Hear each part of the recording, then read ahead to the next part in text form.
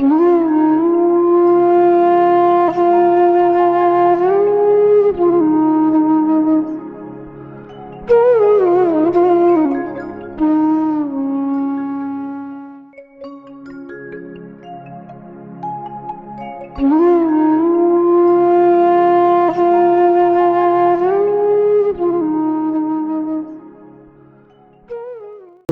स्तोत्र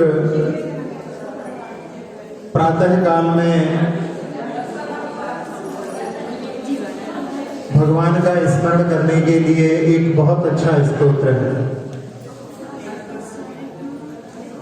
इसकी रचना किसने की है इसके बारे में कोई जानकारी नहीं है, लेकिन बहुत अच्छे भावों से उनके रंगों आदि के माध्यम से भगवान को स्मरण किया गया है और हमारा प्रभात सुप्रभात हो ऐसी भावना इसमें की गई है। तो सबसे पहले अपन पहले काव्य से प्रारंभ करते हैं। ये शार्दुल विक्रीडित छंद है, जो आप मंगलाष्टक पढ़ते हैं उस छंद में ये निबद्ध है। यद स्वर्गावत रोत्सवे यद भवत्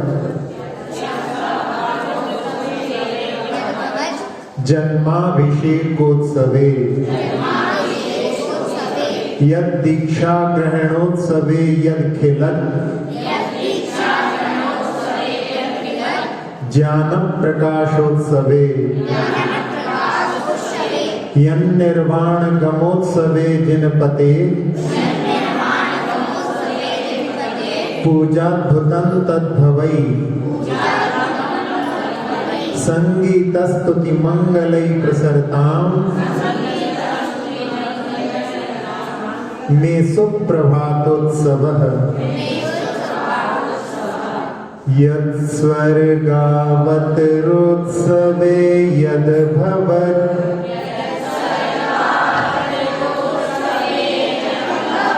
जन्माभिषेकोत्सवे यद दीक्षा ग्रहणोत्सवे यद खिलत् ज्ञान प्रकाशोत्सवे यन्निर्वाण गमोत्सवे जिनपते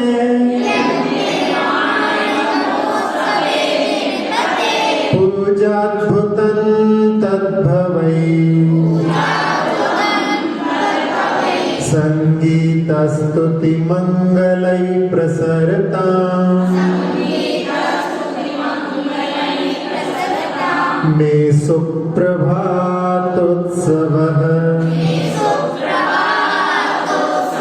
यत् स्वर्गावत रोत्सवे यद् भवत् जन्माभिषेकोत्सवे यद् दीक्षा ग्रहणोत्सवे यद् खिलत् ज्ञान प्रकाशोत्सवे यन्निर्वाण गमोत्सवे जिनपते पूजाद्भुतं तद्भवै संगीतस्तुति मंगलैः प्रसरताम् मे सुप्रभातोत्सवः। हाँ, सब लोग मिलकर के पढ़िए।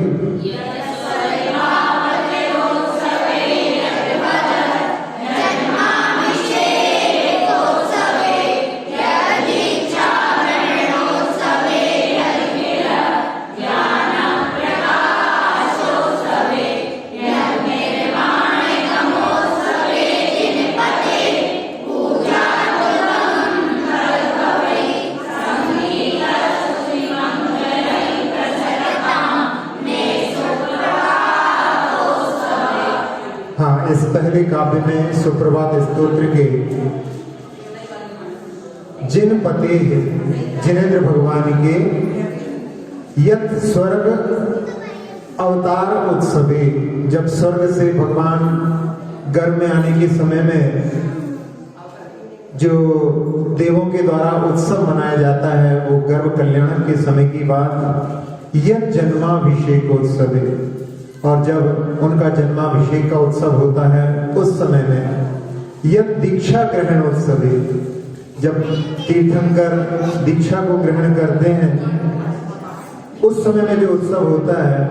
और यद अखिल ज्ञान प्रकाशोत्सव, अखिल ज्ञान यानी केवल ज्ञान, अखिल यानी पूर्ण होता है, समस्त होता है। जब उनका समस्त ज्ञान या केवल ज्ञान प्राप्त हो जाता है उस समय में भी वहां पर जो उत्सव में यद निर्माण गमोत्सव, जब भगवान निर्वाण को प्राप्त करते हैं उस समय में भी देव आकर के उत्सव करते हैं। तो उस समय में अद्भुतम पूजा अवहत, देवों के द्वारा वहां पर अद्भुत पांचों कल्याणकों में पूजाएं होती हैं। तद भवई, उसमें होने वाले संगीत स्तुति मंगलई, वहां पर देवलोक जिनकी सप्तांगी सेना रहती है उसमें संगीत बजाने वाले भी वहां पर रहते हैं, नर्तकी भी रहती हैं। तो करोड़ों जो है बाजों के माध्यम से वहां पर वो स्तुति करते हैं, संगीत बजाते हैं।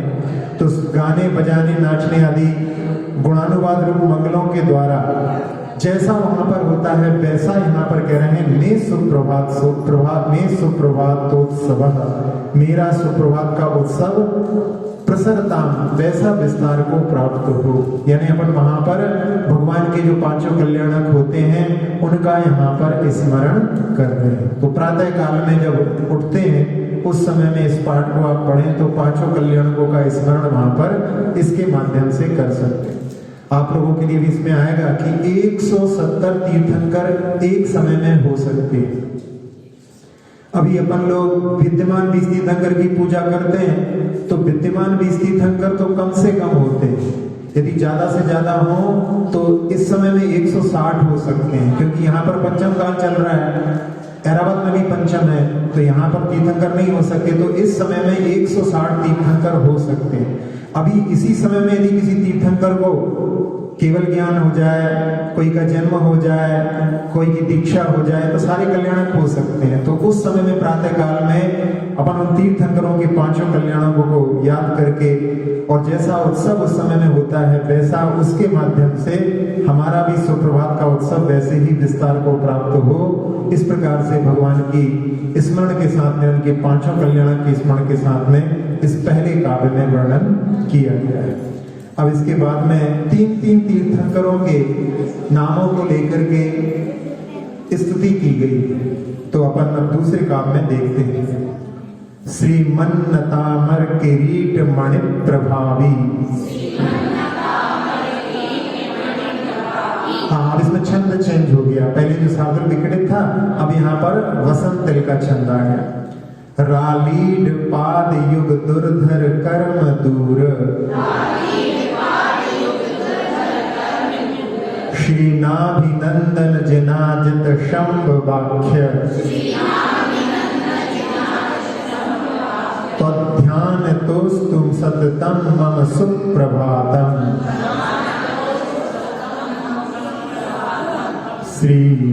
श्रीमन्नतामर किरीट मणि प्रभावी,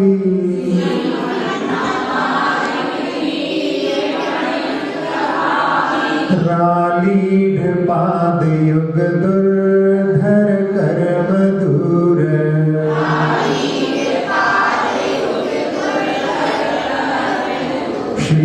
श्रीनाभिनंदन जिनाजित शंभ वाक्य,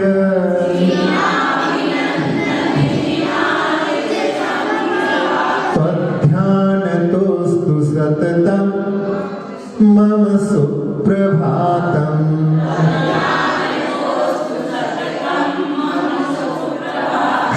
श्रीमन्नतामर किरीट मणि प्रभावी,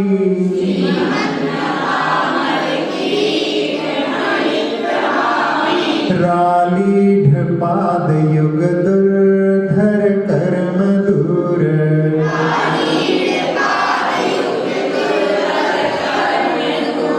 श्रीनाभिनंदन जिनाजित शंभ शंभवाख्य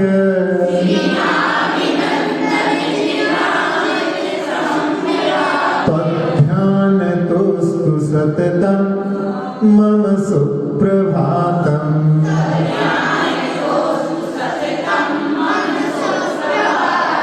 पढ़िए।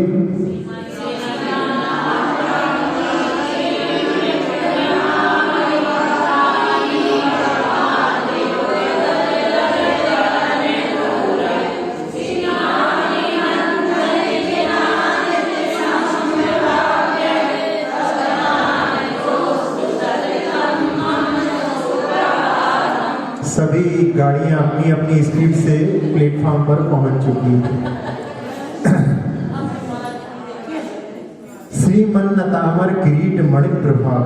जब भगवान के चरणों में जो देव नम्रीभूत होते हैं तो उनकी मुकुट मणियों की कांति से आलीढ़ पादयुग भगवान के दोनों चरण उनसे व्याप्त हो जाते हैं, उनके मुकुटों की किरणों से। दुर्धर कर्म दूर, जिन्होंने दुर्धर कर्मों से अपने आप को दूर कर लिया है, ऐसे श्री नाभि नंदन, नाभि राज के जो पुत्र आदिनाथ भगवान हैं, जिनाजित अजितनाथ भगवान जिन्होंने अपनी इंद्रियों पर विजय प्राप्त किया, ऐसे अजितनाथ जिनेन्द्र और शंभवाख्य शंभव नाम वाले जिन ध्यान तोस्तु ध्यानतः मम सततम सुप्रभातम अस्तु।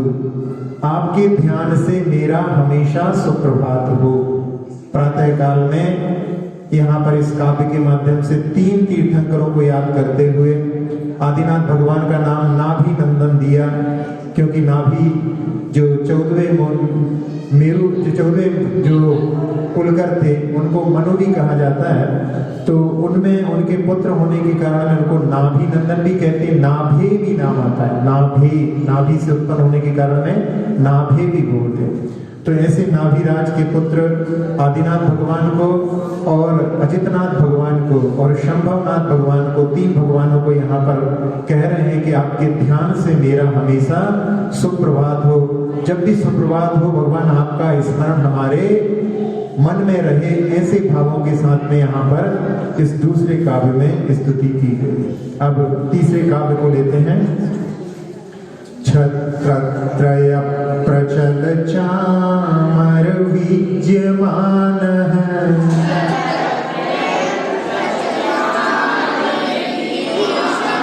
हाँ, एक बात आपको बता दें, संस्कृत के उच्चारण में 3 चीजें आवश्यक होती हैं। एक होती है अनुस्वार। अनुस्वार यानी आगे वाले अक्षर के अनुसार बिंदी जो है 5 वर्गों में विभाजित होती है। का वर्ग यदि हो सामने तो का खा गा घा गा, वहां पे गा का उच्चारण होता है।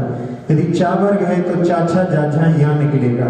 टा वर्ग है तो टाठा डाठा ना निकलेगा। ता वर्ग है तो ताथा दाधा ना निकलेगा। और केवल पा वर्ग जो होता है पाफा बाभा माँ, बस पा वर्ग में ही माँ रहता है, तो इसका ध्यान रखना पड़ता है। दूसरा होता है स्वराघात। स्वराघात क्या होता है, यहाँ पर आ रहा है छत्रत्रय के बाद में प्रचल, तो प्रचल में जो प्राण है वो संयुक्त अक्षर है, उसमें 2 व्यंजन हैं, पा रा और उसके बाद में छोटा आ, ऐसे मिलकर के प्रा बनता है। तो उसमें 2 व्यंजनों के बीच में कोई स्वर नहीं है, तो ये संयुक्त अक्षर है। तो जब ये सामने आता है और पहले इसके छोटा आ हो, जैसे या है ना, या छत्रत्रय, ये छोटा आ के साथ में है, छोटी ई हो, छोटा ऊ हो और सामने संयुक्त अक्षर हो, तो स्वराघात की प्रक्रिया होती है। अपन लोग हिंदी में भी करते हैं, लेकिन अपन ध्यान नहीं देते। हिंदी में जैसे बोलेंगे अपन हस्तक्षेप, हस्त है और आगे क्षेप है, तो छे का जो का है वो उसमें हस्तक्षेप ऐसा बोलेंगे। राजस्थान, तो राजस, उसमें सा को अपन पहले भी मिला देते हैं, बाद में भी बोलते हैं। तो यहाँ पर अपन छत्रत्रय या पे जो है अपन पा को मिला देंगे और फिर बाद में फिर पढ़ेंगे। तो ऐसा यदि अपन ध्यान रखेंगे तो वो हो जाता है स्वराकार। और तीसरा होता है विसर्ग विसर्जनम। संस्कृत में कॉमा नहीं होता, वहां पर श्वास को छोड़ना पड़ता है, थोड़ी देर के लिए पॉज कॉमा जैसा कार्य होता है। इन 3 चीजों का यदि ध्यान रखेंगे तो अपना उच्चारण अच्छा हो सकता है। फिर से अपन इसको देखें। छत्रत्रय प्रचल चामर विद्यमान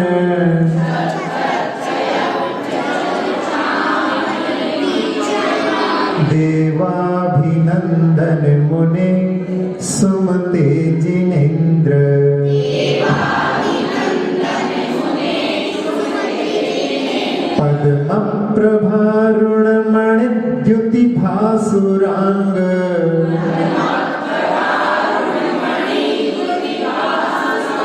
हाँ, यहाँ पे मणि नहीं बोल रहा, डी जब खींचे तो वो कल्कड़ हो गया, वहां पे आगे द्यू आ रहा है, तो द्यू का जो है वहां पे आपको दा को मिलाना है। द्यू शब्द बना है दा और या मिलकर के, तो मणि में जो है आपने को दा जोड़ना है, स्वराघात करना है, तो उसके माध्यम से आपको बड़ी नहीं बोलना पड़ेगा, छोटी अपने आप निकलेगी।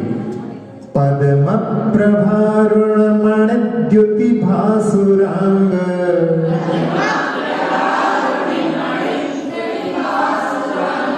त्वध्यान तोस्तु सततम मम सुप्रभातम।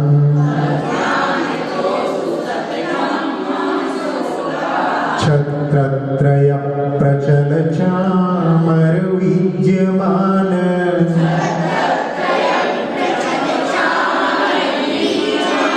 देवाभिनंदन मुने सुमते जिनेन्द्र।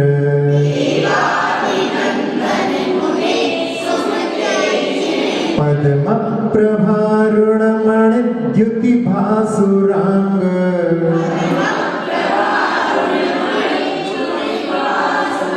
त्वध्यान तोस्तु सततम मम सुप्रभातम।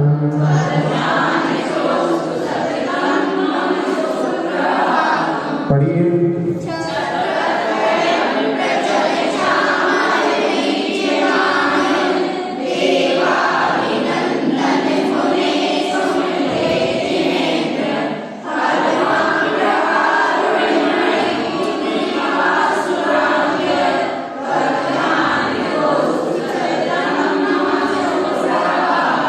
हाँ, इस काव्य में छत्रत्रय 3 छत्र होते हैं और प्रचल चामर विद्यमाना, जो ढुरते हुए चंचल चबरों वाले। भगवान के 2 प्रातिहार्यों का इसमें वर्णन किया है। 3 छत्र। छत्र कैसे होते हैं? सबसे ऊपर नीचे कैसे होते हैं? हाँ, ऊपर छोटा और नीचे बड़ा और नीचे सबसे बड़ा। अपने शरीर का कोई अंग है जिसे जैसे होना चाहिए छत्र, कौन सा अंग है? अपने शरीर का एक अंग है, उसके जैसे छत्र होना चाहिए। अपनी नाक जैसे, नासिकोत्तारी, नासिका जैसी होती ना, ऊपर छोटी होती, नीचे फैलती जाती है, तो छत्र भी ऐसे ही नासिकोत्तारी, आगम में वर्णन आया नासिकोत्तारी, तो ऐसे नासिका के समान 3 छत्र होना चाहिए। कई कई जगह पे उल्टे लग जाते हैं और लगे ही रहते हैं, लेकिन ऐसे होना चाहिए, क्योंकि इसमें कुछ कार्य भी होना चाहिए ना। जैसे सबसे बड़ा अपने ऊपर लगा दिया, अब उसका काम होगा, बाकी नीचे के कुछ काम में नहीं आएंगे। यदि ऊपर छोटा है तो वो भी अपना कुछ वहां पर पार्ट अदा करेगा, उससे बड़ा है फिर कुछ पार्ट अदा करेगा। तो इसलिए जो है इस प्रकार से नासिकोत्तारी को छत्र लगाए जाते हैं। और ढुरते हुए चवर कैसे ढोरे जाते हैं? उसमें कल्याण मंदिर स्तोत्र में इसका वर्णन आता है कि बहुत नीचे जाकर के ऊपर उठाना चाहिए, पहले नीचे ले जाना चाहिए फिर ऊपर उठाना चाहिए। लोग जब नृत्य आदि करते हैं तो यूं यूं भी घुमाने लगते हैं, लेकिन ऐसा नहीं। उसमें बताया गया है कि बहुत नीचे ले जाकर के सुदूर अवनम्य, फिर उसके बाद में ऊपर ले जाना चाहिए। तो उसमें प्रतीक बताया है आचार्य कुमुदचंद्र महाराज ने कि जो भगवान के चरणों में झुकता है वो ऊर्ध्व गति को प्राप्त करता है, जो नीचे झुकेगा वो ऊर्ध्व गति को प्राप्त करेगा। तो ऐसे जो 2 प्रातिहार्यों के साथ में अभिनंदन मुनि, जो अभिनंदन मुनीन्द्र हैं, सुमते जिनेन्द्र और सुमतिनाथ भगवान, और अरुणमणि द्युति भासुरांग, जो पद्मराग मणि होती है उसकी कांति लाल लाल होती है। तो पद्मराग मणि की लाल कांति के समान चमकदार है शरीर जिनका, भासुर अंग यानी वैसा लाल लाल अंग है जिनका, ऐसे पद्म प्रभु भगवान। इनके त्वद ध्यानतः मम सततम सुप्रभातम अस्तु, आपके ध्यान से मेरा हमेशा सुप्रभात हो, ऐसी भावना इस दूसरे काव्य में की गई। अब इसमें एक दिया है मुनि। मुनि शब्द जो होते हैं, वैसे 4 प्रकार के मुनि होते हैं। एक होते हैं ऋषि, एक होते हैं यति, एक होते हैं मुनि और एक होते हैं अनगार। 4 प्रकार के संत मुनियों के जो बताते हैं चतुर्विध संत, उसमें 4 प्रकार के मुनि होते हैं। तो ऋषि जो होते हैं वो रिद्धिधारी, रिद्धियों को धारण करने वाले ऋषि कहलाते हैं। फिर यति जो छपक श्रेणी और उपसम श्रेणी पर चढ़ने का यत्न करते हैं वो यति कहलाते हैं। फिर मुनि कौन होते हैं? तो प्रत्यक्ष ज्ञानी। प्रत्यक्ष ज्ञान कौन कौन से होते हैं? 5 ज्ञानों में आद्य परोक्षम प्रत्यक्ष मन्यत। आगे के 2 ज्ञान परोक्ष हैं, बाकी के 3 ज्ञान प्रत्यक्ष हैं। तो अवधि ज्ञान, मनः परिज्ञान और केवल ज्ञान, इनके जो धारी होते हैं वो मुनि कहलाते हैं। मुनि की संज्ञा में आगम में ऐसी है। अभी जो वर्तमान में मुनि अपन कह देते हैं तो वो केवल 5 पापों से मौन हैं, इसलिए उनको मुनि कहा जाता है। वास्तव में मुनि की जो आगम में वर्णन है वो वहां पर प्रत्यक्ष ज्ञानी, तो प्रत्यक्ष ज्ञानी है तो इसलिए उसमें मुनि शब्द भी भगवान के साथ में अभिनंदन मुनि। और जिनेंद्र जिन्होंने अपने सब पापों को जीत लिया है, कर्मों को जीत लिया है, उनके स्वामी होने से उनको जिनेंद्र कहा है। तो ऐसे यहाँ पर अभिनंदन मुनि, सुनते जिनेंद्र और पद्म प्रभु स्वामी, इन 3 भगवान की स्तुति करते हुए कहा कि आपके ध्यान से हमारा हमेशा सुप्रभात हो। अब चौथे काव्य को पढ़ते हैं। और पहले गद्य में पढ़ लें फिर पद्य में पढ़ लें। अरहन सुपार्श्व कदली दल वर्ण गात्र, प्रालेय तार गिर मौक्तिक वर्ण गौर, चंद्र प्रभ स्फटिक पांडुर पुष्प दंत, त्वध्यान तोस्तु सततम मम सुप्रभातम। अरहं सुपार्श्व कदली दल वर्ण गात्र,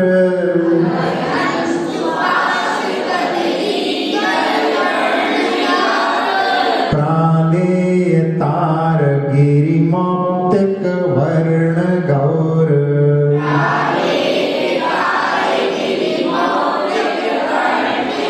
चंद्र प्रभ स्फटिक पांडुर पुष्प दंत,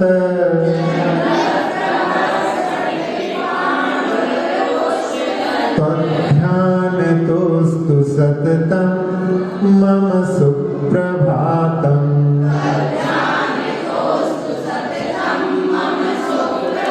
अरहं सुपार्श्व कदली दल वर्ण गात्र,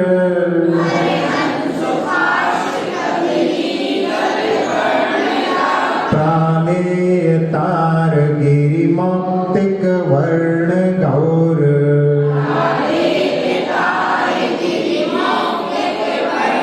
चंद्र प्रभ स्फटिक पांडुर पुष्प दंत,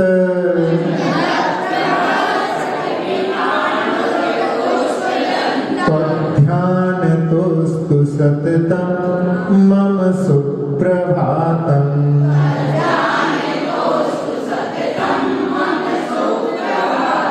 हाँ, इसमें कदली दल वर्ण गात्र, कदली जो है केले के लिए कहा जाता है। तो केले के पत्ते के समान जिनका रंग है, शरीर का रंग है, तो कौन से हैं ऐसे भगवान? हरे रंग वाले सुपार्श्व माध्यम से।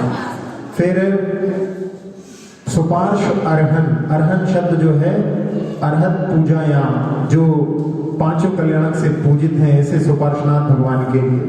प्रालेय तार गिर मौक्तिक वर्ण गौर, प्रालेय जो है ये हिमगिरी के लिए।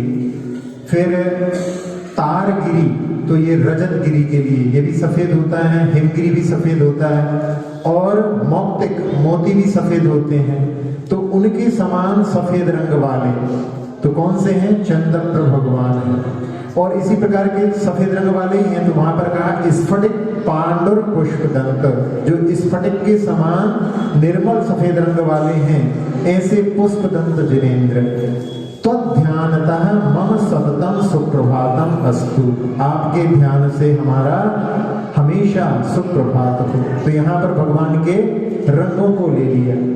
तो वैसे जो है पहले रंगों को नहीं लिया है, अपन उनके भी रंग को यदि देख लें तो आदिनाथ भगवान का रंग स्वर्णिम, फिर अजितनाथ का भी, संभवनाथ का भी, सुमतिनाथ का भी, 5 भगवान का स्वर्णिम है। पद्मप्रभ भगवान का यहाँ पर अपने देखा था, वहां पर लाल रंग बताया था। सुपार्श्वनाथ भगवान का हरा बताया, चंद्रप्रभ और पुष्पम का दोनों का सफेद बताया। अब इसके बाद में संतप्त कांचन रुचे जिन शीत लाख्य श्रेयन विनष्ट दुरिताष्ट कलंक पंक बंधुक बंधर रुचे जिन वासु पूज्य तो ध्यान तोस्तु सततम मम सुप्रभातम संतप्त कांचन रुचे जिन शीतलाख्य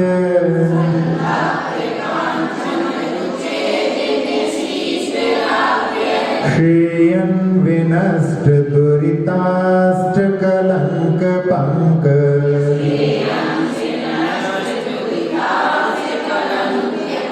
बंधुक बंधुर रुचे जिन वासु पूज्य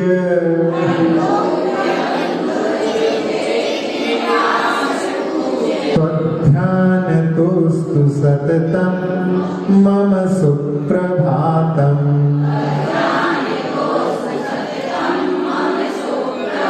संतप्त कांचन रुचे जिन शीतलाख्य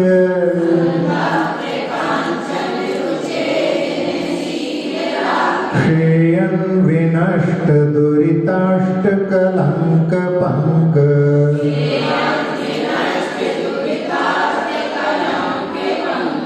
इसमें शा का उच्चारण है। 3 प्रकार के शा होते हैं।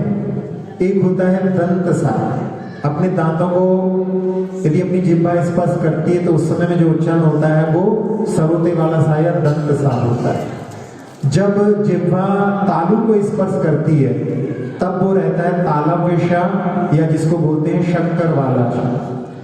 बुंदेलखंड में कोई अंतर नहीं करते, बोलते हैं कि हम शादी में जा रहे हैं और वो समझ जाता है कि शादी तो कुछ होती नहीं है, शादी होती है, तो वो चलता है, सब बोलते रहते हैं। लेकिन अपने लिए यहाँ पर शब्दाचार का यदि पालन करना है तो तीनों शा का उच्चारण अपने लिए कहाँ कहाँ से करना है ध्यान रखना है। तो अपनी जिह्वा को तालु से, जहां से आप चा छा जा झा या बोल रहे हैं वहीं से शा बोले तो अपना उच्चारण निकल जाए। अब तीसरा होता है मूर्धन्य शा। मूर्धन्य शा जिसको षट्कोण का सा बोलते हैं, उसका उच्चारण करना बहुत सरल है। जहां से आप टा ठा डा धा शा बोले आप तो वहां पे अपने आप निकल जाएगा। जहां से आप रा बोल रहे हैं वहीं से जो है शा बोलना है आपको, तो वो षट्कोण का सा निकलेगा। तो इसमें जो है आ रहा है श्रेयन में, फिर बाद में विनष्ट, उसमें शा वो मूर्धन्य हो जाता है। तो ध्यान रखना पड़ता है। हिंदी और संस्कृत के पढ़ने में यदि अपन सही उच्चारण करें तो ये रिसर्च हुई है कि उससे माइंड के दोनों भागों की एक्सरसाइज हो जाती है। लेकिन इंग्लिश में एक भाग ही केवल एक्टिवेट होता है, तो यानी पढ़ने से, स्तोत्र पढ़ने से अपना मन भी जो है स्वस्थ हो जाता है। तो फिर से इसको अपन देखें। संतप्त कांचन रुचे जिन शीतलाख्य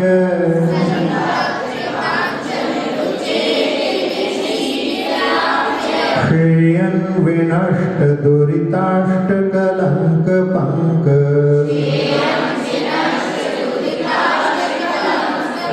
बंधुक बंधुर रुचे जिन वासु पूज्य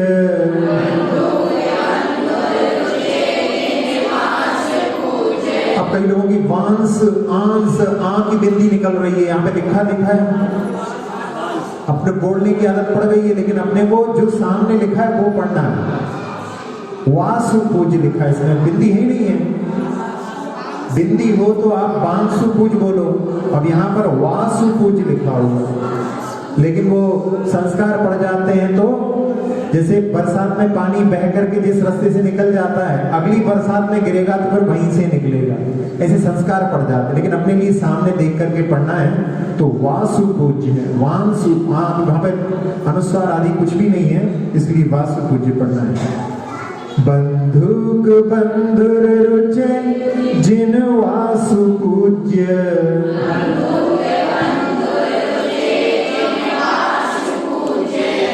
ध्यान तोस्तु सततम मम सुप्रभातम।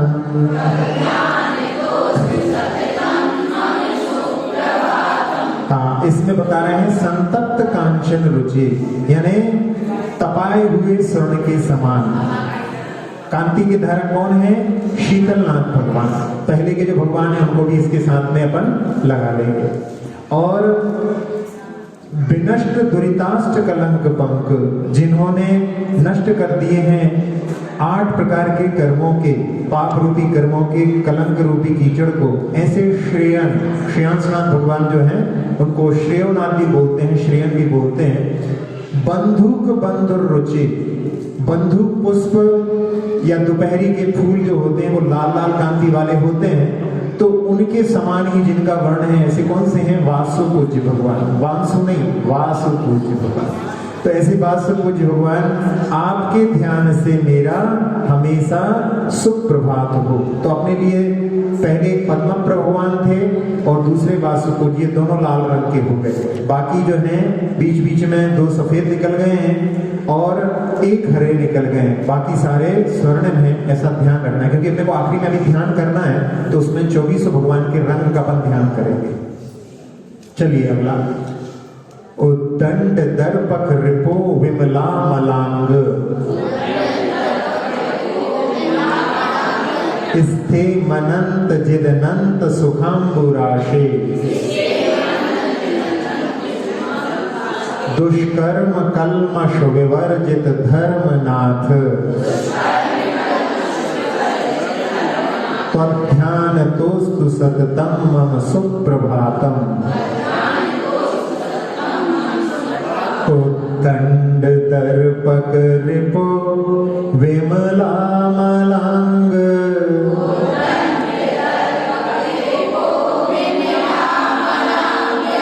स्थे मनंत जिदनंत सुखांबुराशे,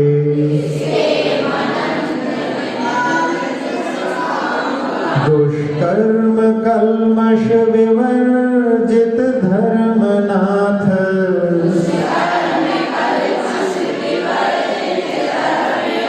त्वध्यान तोस्तु सततम मम सुप्रभातम।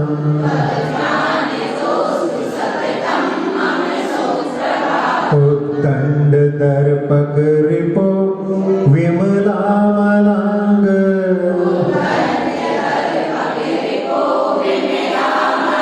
स्थे मनंत जिदनंत सुखांबुराशे,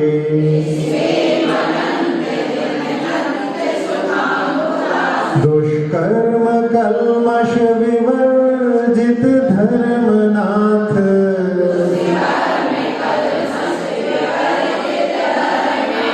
त्वध्यान तोस्तु सततम मम सुप्रभातम।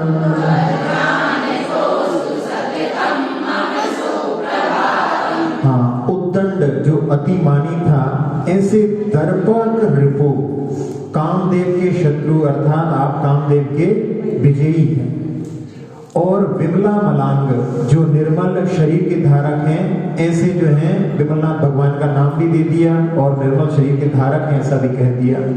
अनंत सुखांबु राशि, स्थे मनंत जित, जो अनंत सुख के समुद्र हैं, ऐसे स्थिर धैर्यशाली अनंत जित, अनंतनाथ भगवान का अनंत जित भी कहते हैं। दुष्कर्म कलमस विवर्जित धर्मनाथ, जिन्होंने दुष्ट कर्म रूपी कलमस को हटा दिया है, विवर्जित यानी उससे रहित हैं, ऐसे धर्मनाथ भगवान। ये सारे भगवान स्वर्णिम रंग के हैं। आपके ध्यान से मेरा हमेशा सुप्रभात हो, ऐसी भावना की गई। तो कामदेव पर विजय प्राप्त की और अनंत सुख के समुद्र हैं और स्थिर धैर्यशाली हैं, और साथ ही साथ में जिन्होंने कर्म रूपी कलुषता पर विजय प्राप्त कर ली है, ऐसे तीनों तीर्थंकरों के ध्यान से सुप्रभात है। देवा मरी कुसुम सन्निभ शांतिनाथ, कुंथो दया गुण विभूषण भूषितांग, देवाधिदेव भगवन नर तीर्थनाथ, त्वध्यान तोस्तु सततम मम सुप्रभातम्। देवामरी कुसुम सन्निभ शांतिनाथ,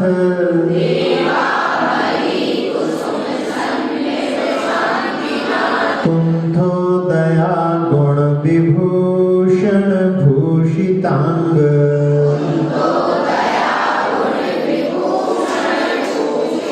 देवाधिदेव भगवन नर तीर्थनाथ,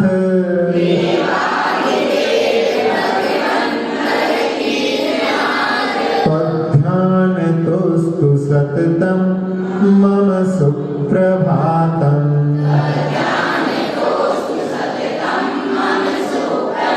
देवामरी कुसुम सन्निभ शांतिनाथ,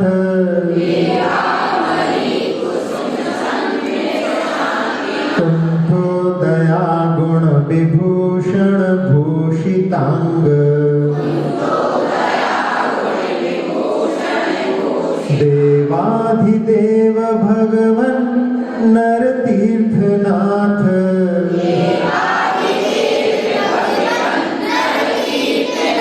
त्वध्यान तोस्तु सततम मम सुप्रभातम्।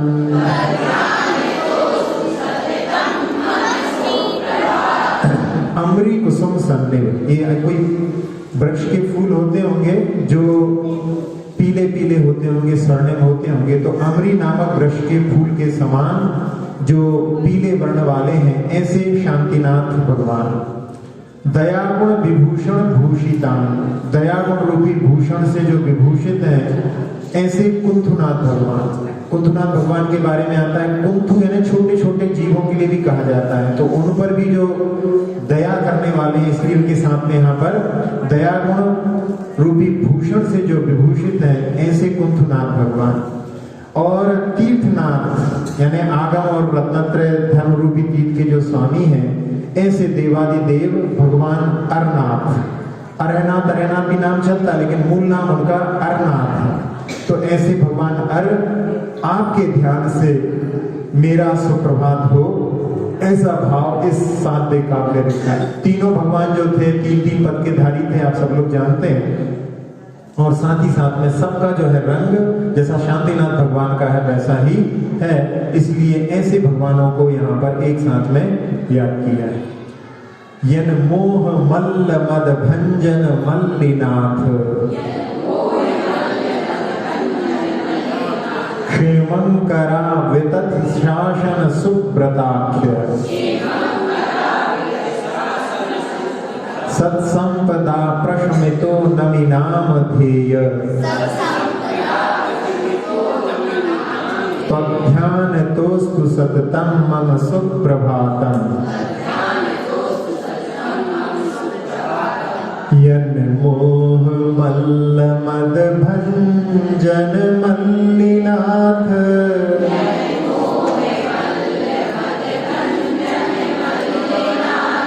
क्षेमंकरा वितथ शासन सुब्रताख्य,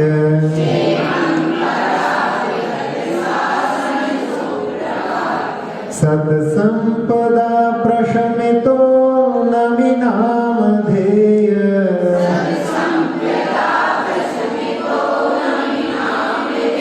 त्वध्यान तोस्तु सततम मम सुप्रभातम्।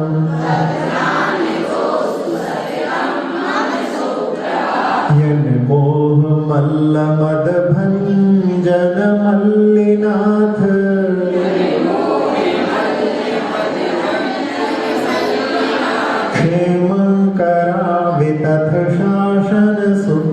दाख्य सत्संपदा प्रशमितो नमिनामधेय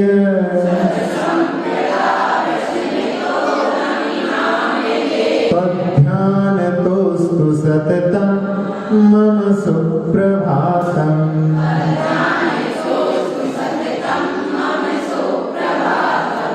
यद मोह मल मद भंजन मल्लिनाथ, जिन्होंने मोह रूपी मल्ल के मद को नाश कर दिया है, ऐसे मल्लिनाथ भगवान।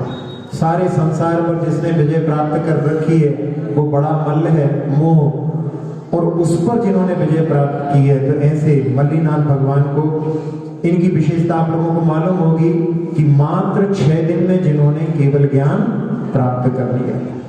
क्षेमकरा विदथ शासन सुकृता, जिनका शासन कल्याणकारी है, सत्य शासन जिनका, ऐसे मुनि सुकृतनाथ भगवान। सत संपदा प्रशमितः नमि नामधेय, और श्रेष्ठ संपत्ति से परम शांत अवस्था को प्राप्त हैं, ऐसे नमीनाथ नामक भगवान। इनके ध्यान से मेरा सुप्रभात हो, ऐसी इसमें भावना की गई है। तो 3 भगवानों में एक जिन्होंने मोह रूपी मल्ल पर विजय प्राप्त की है, या जिसकी मद का नाश कर दिया है, और जिनका कल्याणकारी सत्य शासन है, ऐसे मुनि सुकृतनाथ भगवान। और जिन्होंने श्रेष्ठ संपत्ति से यानी ध्यान आदि के माध्यम से परम शांत अवस्था को प्राप्त किया है, ऐसे नमीनाथ भगवान। आपके ध्यान से मेरा सतत सुप्रभात हो। तापिच्छ गुच्छ रुचि रोज्ज्वल नेमिनाथ, घोरोपसर्ग विजयन जिन पार्श्वनाथ, स्याद्वाद सूक्ति मणि दर्पण वर्धमान, त्वध्यान तोस्तु सततं मम सुप्रभातम्। तापिच्छ गुच्छ रुचिरोज्ज्वल नेमिनाथ,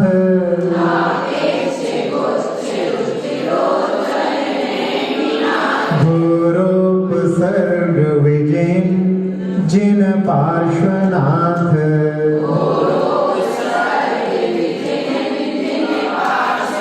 स्याद्वाद सूक्ति मणि दर्पण वर्धमान,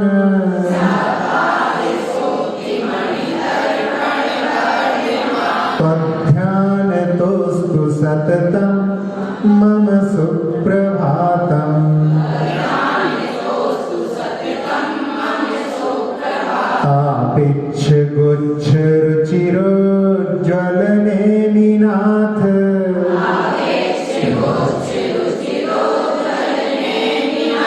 घोरोपसर्ग विजयन जिन पार्श्वनाथ,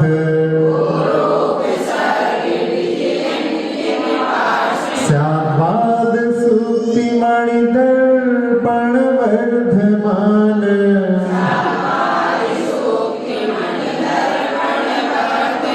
त्वध्यान तोस्तु सततं मम सुप्रभातम्।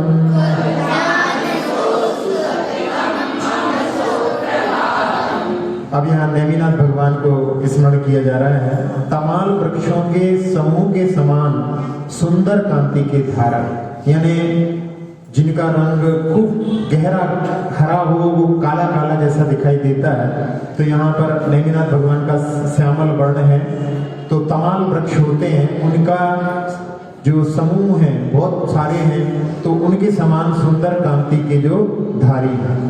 फिर घोरोपसर्ग विजयन, जिन्होंने भयंकर उपसर्ग को जीता है, ऐसे पार्श्वनाथ भगवान, जिनके 10 भव की कथा आप सभी लोगों के लिए विदित है।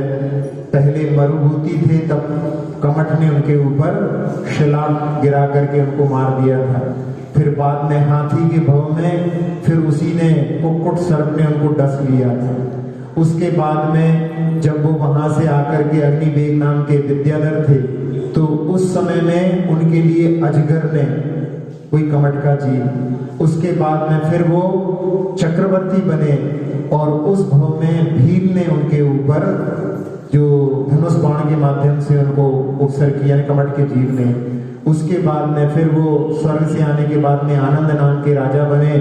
तब उस समय में वही कमट का जीव 7वें नरक से निकल करके सिंह बना था। उसी भाव में उन्होंने 16 कामना भावनाएं भाग करके तीर्थंकर प्रकृति का बंध किया था।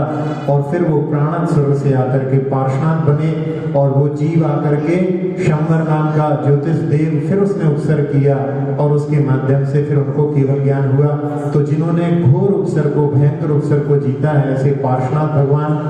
और स्यादवाद सूक्ति मणि दर्पण, स्यादवाद सिद्धांत रूपी मणि दर्पण स्वरूप। एक स्यादवाद का सिद्धांत होता है, वस्तु अनेकांतात्मक होती है, वस्तु में अनेक धर्म होते हैं, लेकिन जब हम कथन करते हैं तो एक एक का कथन होता है। तो कथन जो होता है वो किसी अपेक्षा से होता है, वो स्यादवाद कहलाता है। स्याद यानी अपेक्षा से, वाद यानी कथन।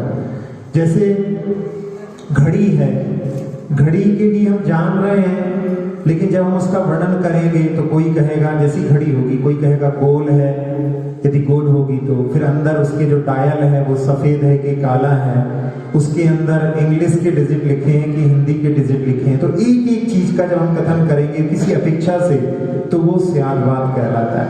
तो ऐसे भगवान के वर्णन में, जो वर्णन भगवान की जो वाणी है उसमें स्यादवाद के कारण में कहीं पर भी विरोध नहीं आता। अन्य मतों में जैसे बौद्ध मत है, वो मानते हैं कि पर्याय जो है प्रतिक्षण नष्ट होती है, ठीक है, लेकिन किसी अपेक्षा से, यानी पर्याय की अपेक्षा से नष्ट होती है, मूल द्रव्य की अपेक्षा से नष्ट नहीं होती। लेकिन वो द्रव्य को नहीं मानते तो वो एकांतवाद हो जाता है, स्यादवाद नहीं रहता। फिर जो कुछ लोग ऐसे रहते हैं कि पदार्थ में परिवर्तन नहीं होता, तो पदार्थ में परिवर्तन नहीं होता, मूल वैसी बनी रहती, तो हम भी मानते हैं, लेकिन द्रव्य दृष्टि से जीव वही है, वही जीव यहाँ पर मनुष्य अवस्था में वही सर चला जाता है, तो वही की अपेक्षा से वो वैसा ही बना रहता है। तो ये इस अपेक्षा लगा करके जब कथन किया जाता है तो सारे विवाद दूर हो जाते हैं। तो स्यादवाद सभी विवादों का हल करने वाला है। तो ऐसे स्यादवाद सिद्धांत रूपी मणि दर्पण स्वरूप ऐसे वर्धमान स्वामी, इन 3 भगवान के ध्यान से मेरा हमेशा सुप्रभात हो, ऐसी कामना की गई। अब इसके बाद में जो 170 तीर्थंकर होते हैं उनका वर्णन करने के लिए अगले काव्य में प्रालेय नील हरितारुण पीत भासन यन मूर्ति मव्य सुखावस्थम मुनीन्द्र ध्यायन्ति सप्ततिशतं जिन वल्लभाना तद्ध्यान तोस्तु सततं मम सुप्रभातम्। प्रालेय नील हरितारुण पीत भासन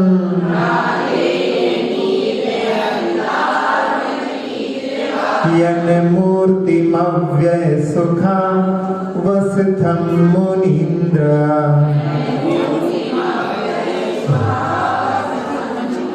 ध्यायन्ति सप्ततिशतं जिन वल्लभाना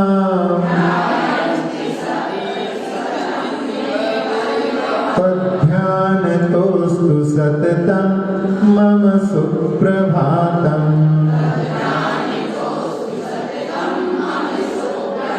प्रालेय नील हरितारुण पीत भासम्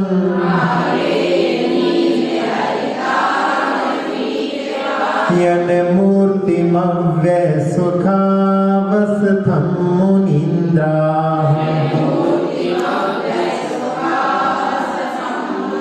ध्यायन्ति सप्ततिशतं जिन वल्लभाना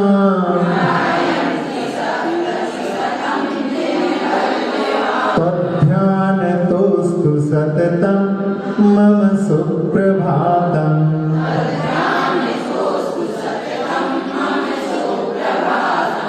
अव्यय यानी जो अविनाशी है, सुखावस्थम यानी सुख के स्थान है, सप्ततिशतम, सप्तति यानी होता है 70 और शत यानी होता है 100, तो 170 जिन वल्लभाना जो जिनेंद्र तीर्थंकर हैं, यन मूर्तिम जिनके शरीर मुनीन्द्रा यानी मुनिराज, प्राले नील हरितारण पीत भासम, यानी प्राले यानी बर्फ होता है, बर्फ यानी सफेद, फिर नील, फिर हरे वर्ण के, और उसके बाद में अरुण यानी लाल वर्ण के, और पीत यानी पीत वर्ण यानी पीला वर्ण के। तो इनके कांति वाले ध्यायंती यानी उनका ध्यान करते हैं, मुनिराज उनका इन 5 रंगों वाले तीर्थंकरों का ध्यान करते हैं। तो ऐसे भगवानों का आपके ध्यान से मेरा सुप्रभात हो, ऐसी भावना इसमें की गई है। क्योंकि एक बार केवल ज्ञान होने पर वो कभी भी नाश नहीं होता, इसलिए वो अविनाशी है, सुख के स्थान है, अनंत सुख को उन्होंने प्राप्त किया है। ऐसे सभी तीर्थंकर जिनके 5 रंग के वर्ण होते हैं, जो ध्वजा में भी रहते हैं, उनके ध्यान से मेरा सुप्रभात हो, ऐसी कामना की गई है। सुप्रभातं सुनक्षत्रं मांगल्यं परिकीर्तितं चतुर्विंशति तीर्थानां सुप्रभातं दिने दिने सुप्रभातं सुनक्षत्रं मांगल्यं परिकीर्तितं चतुर्विंशति तीर्थानां सुप्रभातं दिने दिने। हाँ, इस काव्य में कह रहे हैं दिने दिने यानी प्रत्येक दिन, चतुर्विंशति तीर्थानाम 2400 तीर्थंकरों का सुप्रभातम यानी अच्छा प्रातः काल हो। तो सुप्रभातम वह प्रातः काल कैसा हो? सुनक्षत्रम, जिसमें उत्तम नक्षत्र हो, और मांगल्य स्वरूप हो, परिकीर्तितम यानी वो कहा गया है। तो यहाँ पर भगवान के स्मरण से, 2400 तीर्थंकरों के स्मरण से, और सब नक्षत्र भी अच्छे हो, मंगल मांगलिक हो, ऐसे भगवान के लिए भगवान का स्मरण करना ही सब नक्षत्रों को ठीक करने वाला है, ऐसा भाव इस काव्य में है। सुप्रभातं सुनक्षत्रं श्रेयः प्रत्यभिनन्दितं देवता ऋषयः सिद्धा सुप्रभातं दिने दिने सुप्रभातं सुनक्षत्रं श्रेयः प्रत्यभिनन्दितं देवता ऋषयः सिद्धा सुप्रभातं दिने दिने। सभी देवता यानी अरहंत देव, ऋषियां यानी मुनि, सिद्ध भगवान प्रत्येक दिन सुप्रभात रूप है, और वह सुप्रभात उत्तम नक्षत्र रूप और श्रेय यानी कल्याणकारी, प्रति अभिनंदितम यानी माना गया है। तो भगवान के सिद्धों के मुनियों का स्मरण वो सुप्रभात रूप है, और वह सुप्रभात उत्तम नक्षत्र रूप और कल्याणकारी माना गया है। सुप्रभातं तवैकस्य वृषभस्य महात्मनः तेन प्रवर्तितं तीर्थं भव्य सत्व सुखावहम्। सुप्रभातं तवैकस्य विश्वस्य महात्मनः तेन प्रवर्तितं तीर्थं भव्य सत्व सुखावहम्। एन भव्य सत सुखावहम् तीर्थम प्रवर्तितम, जिन्होंने भव्य जीवों को सुख देने के लिए धर्म तीर्थ का प्रवर्तन किया। तब एकस्य, आप अद्वितीय थे, प्रधान थे, महात्मना वृषभस्य सुप्रभातम। तो ऐसे महान आत्मा वृषभनाथ भगवान का उत्तम प्रातः काल, उनको स्मरण करते हुए यहाँ पर कह रहे हैं कि जिन्होंने सब जीवों के सुख के लिए इस तीर्थ का सबसे पहले इस धरा पर प्रवर्तन किया था, ऐसे ऋषभनाथ भगवान का स्मरण के माध्यम से उत्तम प्रातः काल हो। सुप्रभातं जिनेन्द्राणां ज्ञानोन्मीलितचक्षुषाम् अज्ञानतिमिरान्धानां नित्यमस्तमितो रविः सुप्रभातं जिनेन्द्राणां ज्ञानोन्मीलितचक्षुषाम् अज्ञानतिमिरान्धानां नित्यमस्तमितो रविः। नित्यम यानी हमेशा, स्तमित रवि यानी अस्त हो गया है, ज्ञान रूपी सूर्य जिनका, ऐसे अज्ञान तिमिरान्धाना यानी अज्ञान रूपी अंधकार से अंधे मनुष्यों के लिए ज्ञानोन्मीलित चक्षुषाम आंखों को ज्ञान से खोलने वाले जिनेंद्र भगवंतों के द्वारा सुप्रभात हो, ऐसा इसमें। तो अज्ञान का जो अंधकार फैला हुआ है उसको दूर करने वाले जिनेंद्र भगवान होते हैं, उनके माध्यम से सुप्रभात हो, ऐसा भाव इस काव्य में। सुप्रभातं जिनेन्द्रस्य वीरः कमललोचनः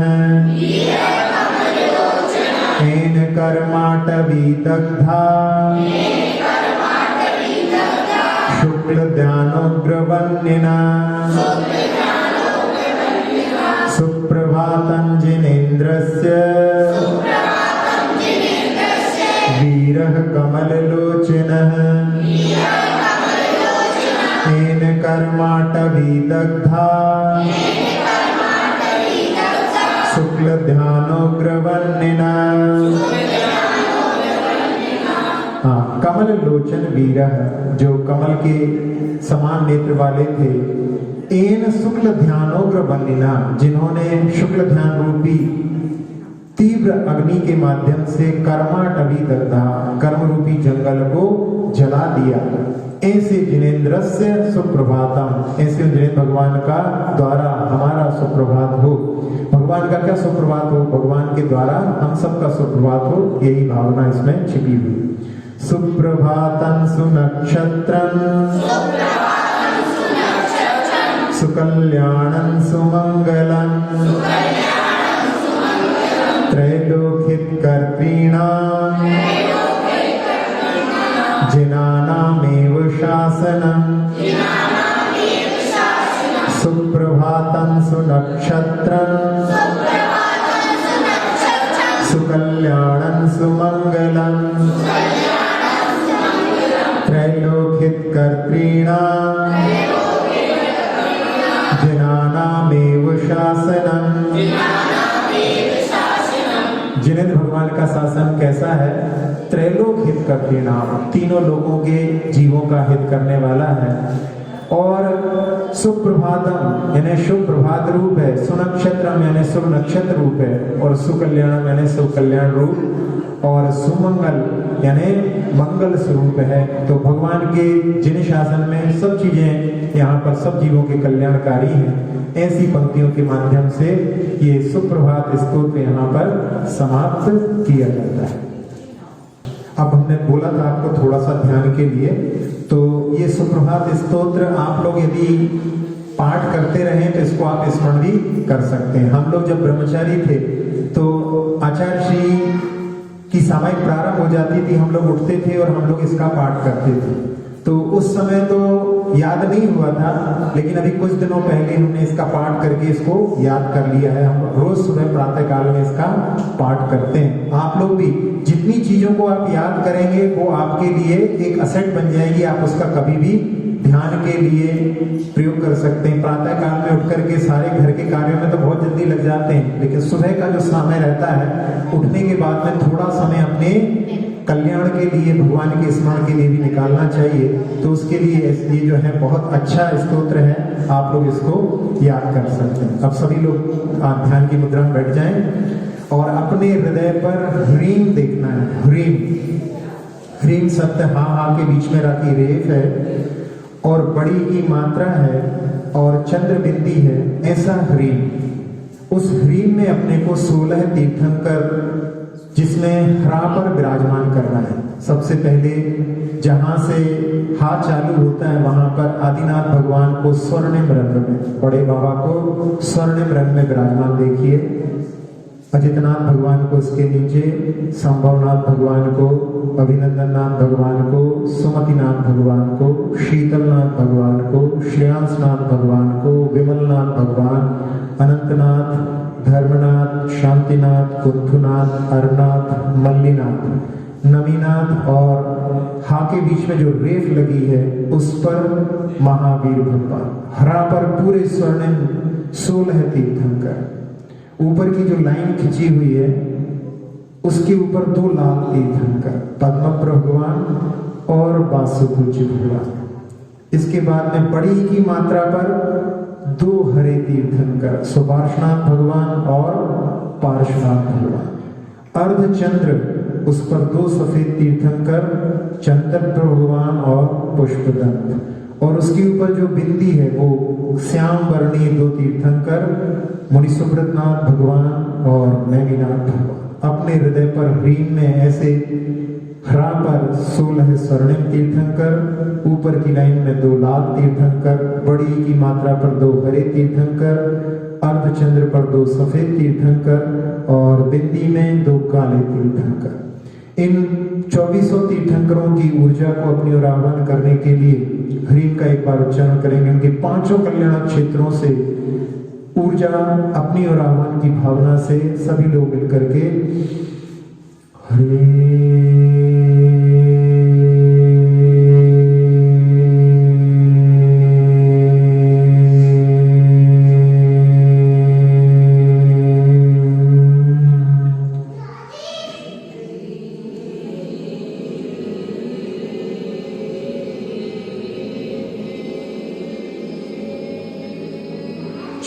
तीर्थंकर के 5 कल्याण क्षेत्रों से 5 रंग के गोले, सफेद गोला, हरा गोला, लाल गोला, स्वर्णिम सूरज के समान गोला और काला गोला, ऐसे 5 गोले आपकी ओर बढ़ते चले आ रहे हैं। और सिर के ऊपर आकर के वो ऊर्जा का स्रोत 5 गोले मिलकर के एक ऊर्जा का सघन पिंड बन चुका है। उसकी ऊर्जा आपके सिर पर बरस रही है और ब्रह्मरंध्र के माध्यम से उसने मस्तक में प्रवेश करके मस्तक को पूरी तरह से शांत कर दिया है। नेत्रों को, नासिका को, मुख को, कर्ण को विकारों से रहित करते हुए पूरे मुख को चंद्रमा के समान चमका दिया है। कंठ के विकार, फेफड़ों के विकारों को दूर करती हुई हृदय की एक धमनी को स्वच्छ करते हुए आनंद और आह्लाद से भर दिया है। छोटी आंख, बड़ी आंख, किडनी, लीवर आदि सभी अंतरंग अवयवों को स्वस्थ करके मेरुदंड, पीठ, कमर की तकलीफों को दूर करते हुए, कंधों की पीड़ाओं को हरते हुए वो ऊर्जा हाथों में प्रवेश कर रही है। टिमनी तक, कलाई तक, उंगली के एक पोरे तक पहुंच करके हाथों के सारे विकारों को दूर कर दिया है। जंघाओं, घुटनों, पिंडलियों, टखनों, एड़ियों, तलवों, अंगूठे सहित सभी उंगलियों को अपने आगोश में लेकर के पूरे शरीर को, पूरे शरीर की त्वचा को, एक एक प्रदेश को निर्विकार, निरामय, निरोगी बना चुकी है। सारे संसार को इस ऊर्जा का लाभ मिले, इस भावना से उस ऊर्जा को पूरे लोक में फैलते हुए देखें और भावना, सुखी रहे सब जीव जगत के,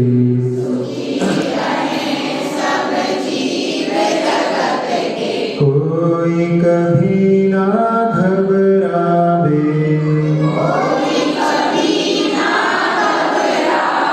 सुखी रहे सब जीव जगत के,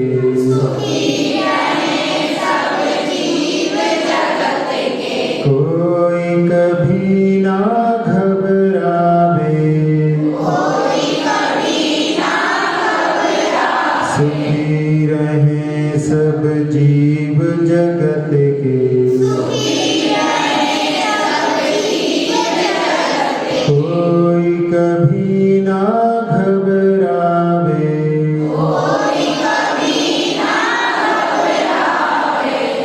हीन को देखें, हरा स्वर्णिम चमक रहा है।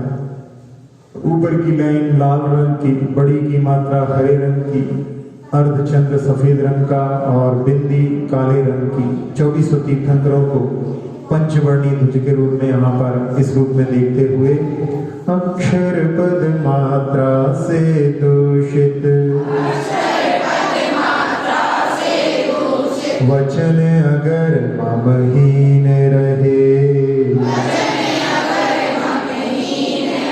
और प्रमाद कषाय के वश में,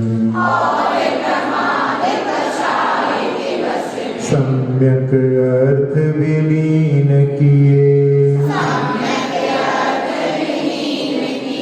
जिन वाणी माता मेरी उन सब त्रुटियों को क्षमा करें, दे आशीष शीघ्र हम सबको, केवल लब्धि रमा मिले, प्राप्त हमें हो बोधि समाधि, परिणामों की शुद्धि हो, निज आत्म उपलब्ध हमें हो, शाश्वत सुख की सिद्धि हो, चिंतित वस्तु दात्री माता, चिंतामणि उपमा भाति, करूं वंदना पूर्ण विनय से, चरण रखूं मैं ये पाती, कर जिन वाणी है स्तुति, तन की ममता महामंत्र का जाप अब सभी जपे नव बार।